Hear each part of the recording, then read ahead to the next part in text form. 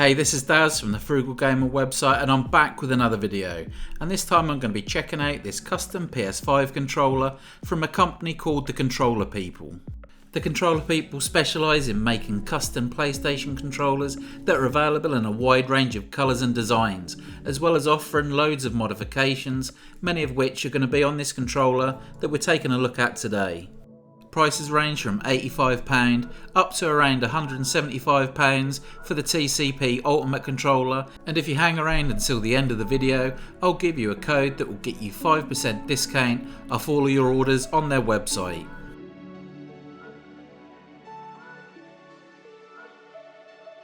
This controller here is the TCP Custom that has all the features of the flagship TCP Ultimate controller, but also has custom buttons and grips.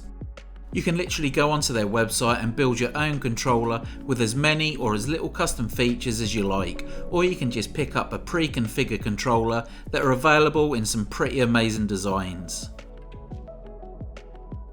Now, I really love the DualSense controller for the PS5, and it's a great all-round gamepad with some really impressive features like adaptive triggers, but when it comes to playing games like Call of Duty and Fortnite, I like my controllers to be a little bit more specialised. And I'm not going to lie, I'm such a rubbish gamer, any little advantage is a real bonus.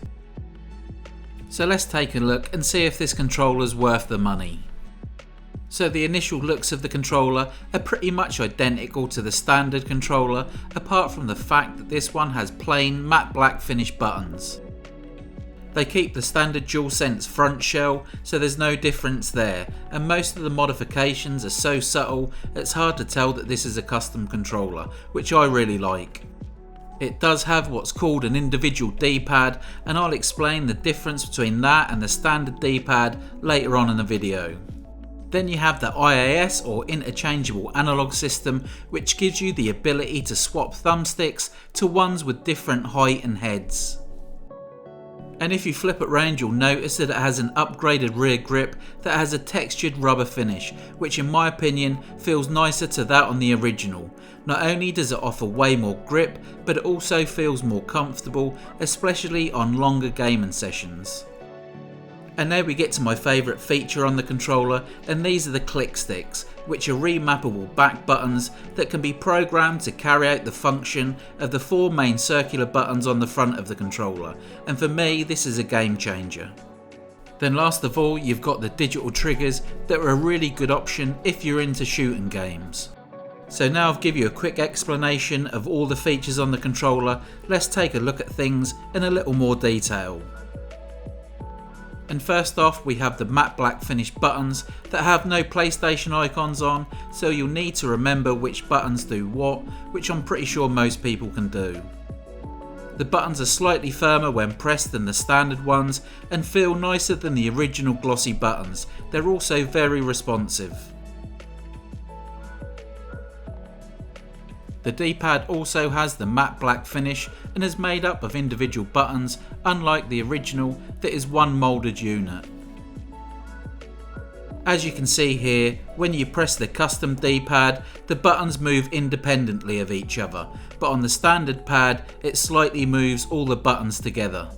This means that the custom D-pad stops involuntary inputs, and this seems a much better design, and I don't know why Sony doesn't include this on the controller as standard.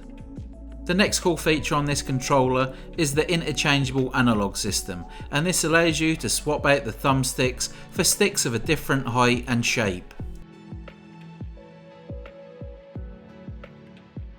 This one came with a choice of 6 sticks that vary in height and have different heads, and I also think you get the option to choose dome heads on their website.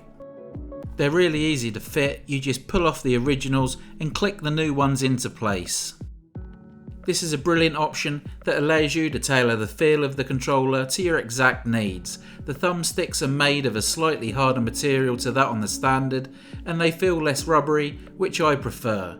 The sticks also give you a good range of motion and control, and I have no signs of stick drift so far.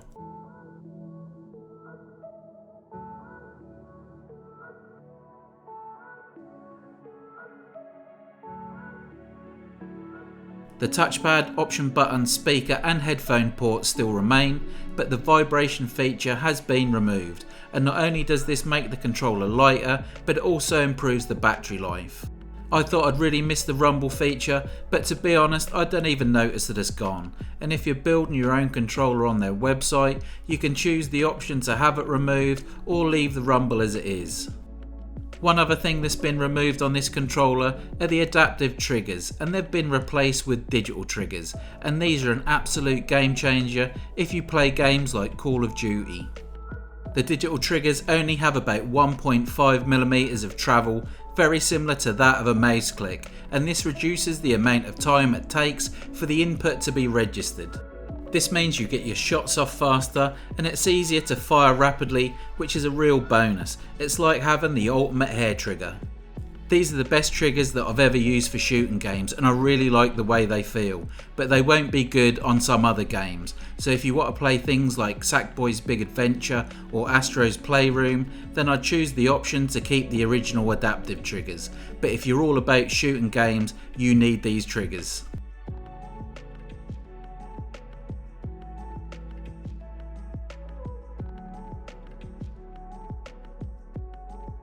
So let's move on to the click sticks that are on the back of the controller, and these are unlike any other back buttons that I've seen from the competition, and instead of being flat like most others, they actually stick out like little vertical paddles.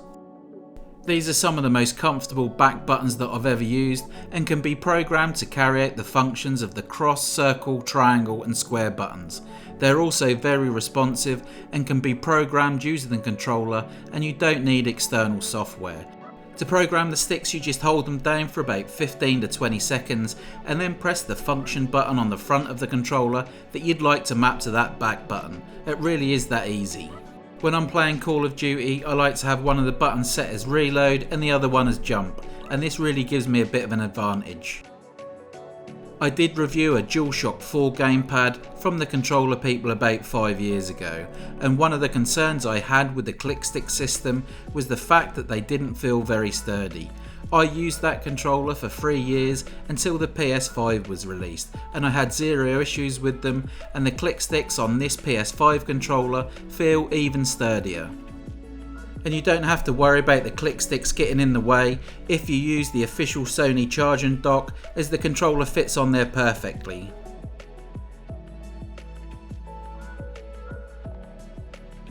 So the big question is whether or not I think this controller offers good value for money. Well, there's clearly a market for custom PS5 controllers, as there are a few alternatives like the Scuff Reflex Pro, which is more expensive than the TCP Ultimate. And then you've got Sony that are bringing out their own DualSense Edge Pro controller, which I'm pretty sure isn't going to be cheap. Custom controllers are never cheap, but if you are in the market for one, then the controller people offer good value in comparison to lots of the alternative companies. They have lots of modifications and designs on their website, and you can use that site to build your own controller from scratch, which is a brilliant idea. And if you use the code on the screen, you can get 5% off when you place an order on their website, so visit thecontrollerpeople.com or click on the link in the description. And thanks again for watching this video. I appreciate every single one of you for watching, and please take a moment to check out our channel and maybe even subscribe. And don't forget to check out our website for the latest deals on everything game related, and you could be surprised on just how much money you could save. Take care, and I'll see you on the next video.